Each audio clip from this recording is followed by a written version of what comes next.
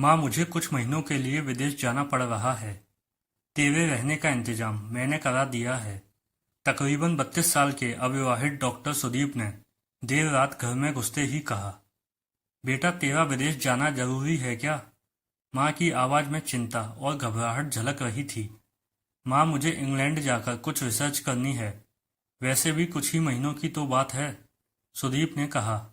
जैसी तेरी इच्छा, मरी सी आवाज में माँ बोली। और छोड़ आया सुदीप अपनी माँ प्रभा देवी को पड़ोस वाले शहर में स्थित एक वृद्धा आश्रम में। वृद्धा आश्रम में आने पर शुरू शुरू में हर बुजुर्ग के चेहरे पर जिंदगी के प्रति हताशा और निराशा साफ झलकती थी, पर प्रभा देवी के चेहरे पर वृद्धा आश्रम में आने के बावजूद कोई शिकन तक न थी। एक दिन आश्रम में बैठे कुछ बुजुर्ग आपस में बात कर रहे थे। उनमें 2-3 महिलाएं भी थीं। उनमें से एक ने कहा, डॉक्टर का कोई सगा संबंधी नहीं था जो अपनी माँ को यहाँ छोड़ गया। तो वहाँ बैठी एक महिला बोली, प्रभा देवी के पति की मौत जवानी में ही हो गई थी। तब सुदीप कुल 4 साल का था। पति की मौत के बाद प्रभा देवी और उसके बेटे को रहने और खाने के लाले पड़ गए। तब किसी भी रिश्तेदार ने उनकी मदद नहीं की। प्रभा देवी ने लोगों के कपड़े सिल कर अपने बेटे को पढ़ाया। बेटा भी पढ़ने में बहुत तेज था, तभी तो वो डॉक्टर बन सका। वृद्धा आश्रम में करीब 6 महीने गुजर जाने के बाद एक दिन प्रभा देवी ने आश्रम के संचालक रामकिशन शर्मा जी के ऑफिस के फोन से अपने बेटे के मोबाइल नंबर पर फोन किया और कहा, सुदीप, तुम हिंदुस्तान आ गए हो या अभी इंग्लैंड में ही हो? माँ, अभी तो मैं इंग्लैंड में ही हूँ, सुदीप का जवाब था। 3-3, 4-4 महीने के अंतराल पर प्रभा देवी सुदीप को फोन करती। उसका एक ही जवाब होता, मैं अभी वही हूँ। जैसे ही अपने देश आऊंगा तुझे बता दूंगा। इस तरह तकरीबन 2 साल गुजर गए।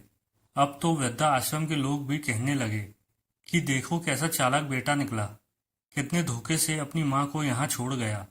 आश्रम के ही किसी बुजुर्ग ने कहा, मुझे तो लगता नहीं कि डॉक्टर विदेश विदेश गया होगा, वो तो बुढ़िया से छुटकारा पाना चाह रहा था। तभी किसी और बुजुर्ग ने कहा, मगर वो तो शादीशुदा भी नहीं था। अरे होगी कोई उसकी गर्लफ्रेंड जिसने कहा होगा, पहले माँ के रहने का अलग इंतजाम करो, तभी मैं तुमसे शादी करूंगी। 2 साल आश्रम में रहने के बाद अब प्रभा देवी को भी अपनी नियति का पता चल गया। बेटे का गम उसे अंदर ही अंदर खाने लगा। वो बुरी तरह टूट गई। 2 साल आश्रम में और रहने के बाद एक दिन प्रभा देवी की मौत हो गई। उसकी मौत पर आश्रम के लोगों ने आश्रम के संचालक शर्मा जी से कहा, इसकी मौत की खबर इसके बेटे को तो दे दो। हमें तो लगता नहीं कि वो विदेश में होगा, वो होगा यहीं कहीं अपने देश में। इसके बेटे को मैं कैसे खबर करूं? उसे मरे तो 3 साल हो गए। शर्मा जी की यह बात सुन वहां पर उपस्थित लोगों में सन्नाटा पसर गया। उनमें से एक बोला, अगर उसे मरे 3 साल हो गए तो प्रभा देवी से मोबाइल पर कौन बात करता था? वो मोबाइल तो मेरे पास है जिसमें उसके बेटे की रिकॉर्डेड आवाज है। शर्मा जी बोले, पर ऐसा क्यों? किसी ने पूछा।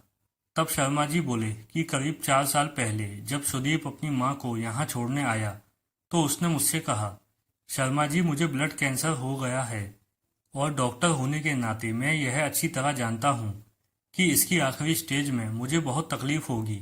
मेरे मुंह से और मसूड़ों आदि से खून भी आएगा। मेरी यह तकलीफ माँ से देखी ना जा सकेगी। वो तो जीते जी ही मर जाएगी। मुझे तो मरना ही है, पर मैं नहीं चाहता कि मेरे कारण मेरे से पहले मेरी माँ मरे। मेरे मरने के बाद 2 कमरों का हमारा छोटा सा फ्लैट और जो भी घर का सामान आदि है वो मैं आश्रम को दान कर दूंगा। यह दास्तां सुन वहां पर उपस्थित लोगों की आंखें झलझला उठीं। प्रभा देवी का अंतिम संस्कार आश्रम के ही एक हिस्से में कर दिया गया। उनके अंतिम संस्कार में शर्मा जी ने आश्रम में रहने वाले बुजुर्गों के परिवार वालों को भी बुलाया। माँ बेटे की अनमोल और अटूट प्यार की दास्तां का ही असर था कि कुछ बेटे अपने बूढ़े माँ बाप को वापस अपने घर ले गए।